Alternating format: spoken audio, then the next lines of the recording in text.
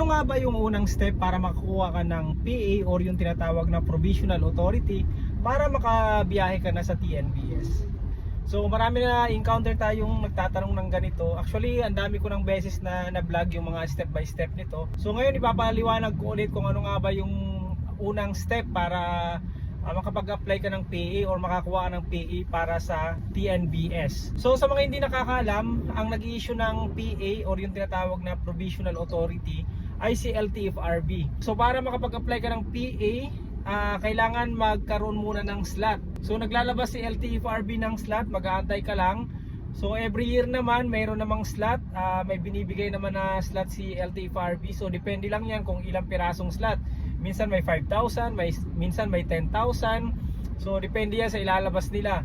So pag naglabas na ng slot si LTFRB, ang gagawin mo, magsasubmit ka na ngayon ng application.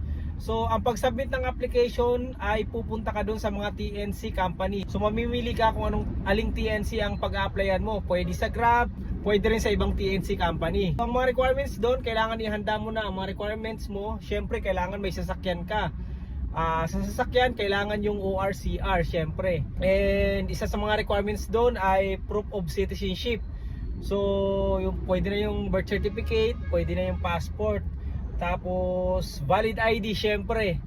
So kailangan ng valid ID, dalawang valid ID. Pwede na yung driver's license kung mayroon ka, pwede yung SSS, pwede rin yung voter's ID, pwede na yun as valid ID. Take note guys, hindi pa kailangan ng driver pag nag-a-apply ka pa lang ng PA.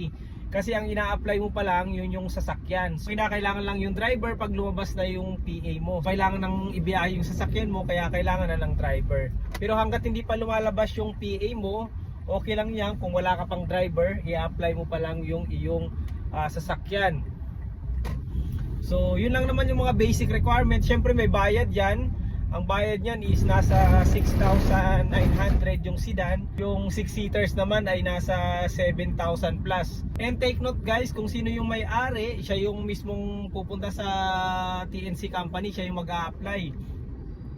And ang maganda niyan, kung hindi naman ikaw yung may-ari, isama mo na yung may-ari para pag mga may kailangan pa, so andun siya kung mga may kailangan pirmahan.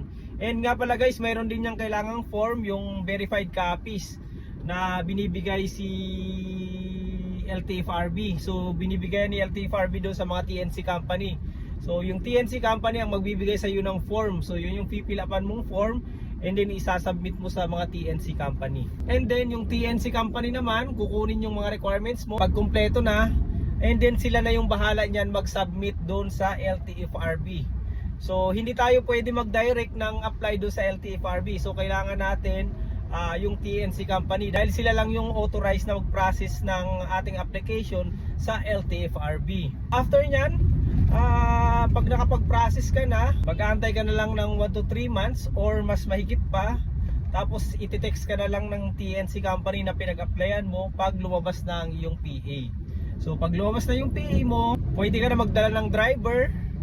And kung ikaw naman yung driver operator, so magdala ka na ng mga requirements katulad ng driver's license and iba pang requirements para naman makapagbiyahe ka na dito sa TNVS. So yun lang guys, yun lang naman yung mga paunang requirements, yun yung mga basic requirements para makabiyahe ka na dito sa TNVS. Actually marami pa yan, marami ka pang pagdadaanan after lumabas ng PA, pero at least nakakapagbiyahe ka na and kumikita ka na. Yung PA naman, pag meron ka na, kahit saan namang TNC, pwede mo na yan i-apply. So yun lang guys, maraming salamat. Sana may natutunan kayo sa video natin.